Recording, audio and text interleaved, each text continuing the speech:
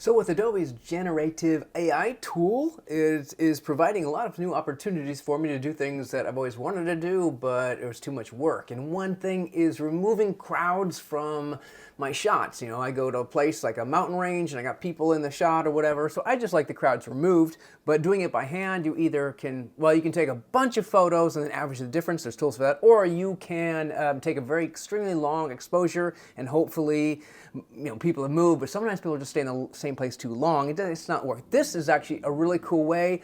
Instead of just cloning it by hand or using the clone tool, as we used to use, AI has kind of solved this problem. And I took a photo of Grand Central Station and then I got all the people out of it and I'm kind of like impressed by it. So I'm going to share kind of what I did, but not all the intricate steps, just kind of the ballpark explanation. Let's get started. Okay, so I have Grand Central Station up on the board and there it is, and it's empty and it's really cool. And if you looked carefully, you could see issues, especially if you zoomed in. But from a glance, it just looks like an empty Grand Central Station. Now, let's see what it looked like before I removed everyone, and there's all the peoples. And I'll show you, one thing about this is you kind of want to do it when there's not that many people there because, this is like 5 p.m. A few days earlier when I was traveling to New York and I got in and yeah, this is just way too many people. And I mean, maybe you could do it, but I think it would just look too awful. They're just trying, AI, it's just too many people. Okay. And then even years before, I got one with even more people. This is pre-pandemic. This is 2013. And yeah, also with a Canon DSLR, and the others are iPhone 13 Pro Max, and it's Christmas time because you can see Christmas lights. Okay, going back down to all right, so what I would do is I would do a lot of box selecting, and then you get the generative fill, and really, you don't even have to, I could click generate, and I'll speed up. Okay, and we're back. And wow, the person is gone. And it took about a minute to do that, but it did a fantastic job. Like all three versions. Well, it's funny because the one I can totally kind of say, no, actually I like this one the best because the light is indicative of what it should be.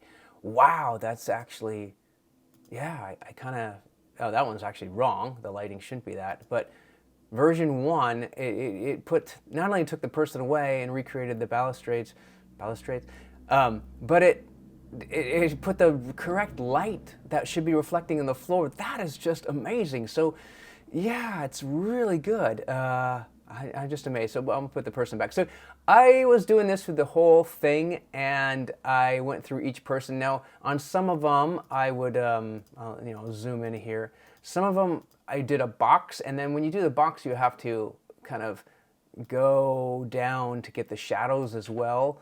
I'm not going to do all these because actually, when you do each one, it took about an hour, I would think, to do everything. I didn't do them all at one time, but a lot of waiting, and I would go away from Photoshop and come back.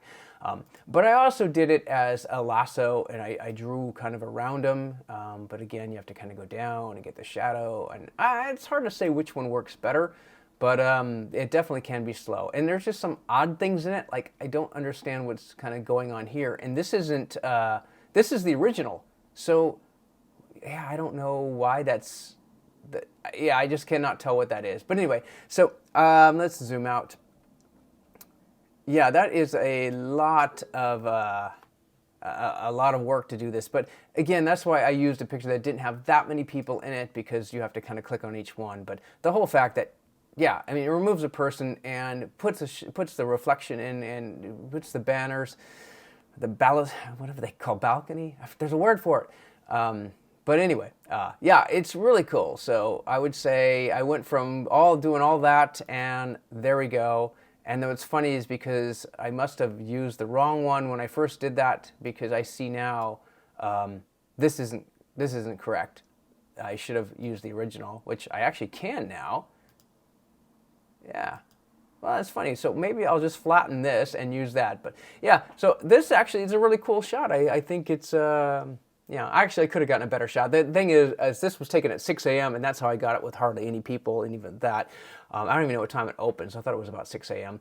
But or maybe it's open all night, but the light's not coming in from the sun, so you get a better shot in the daytime. But if you get a daytime, you're gonna have probably too many people to take them out with AI.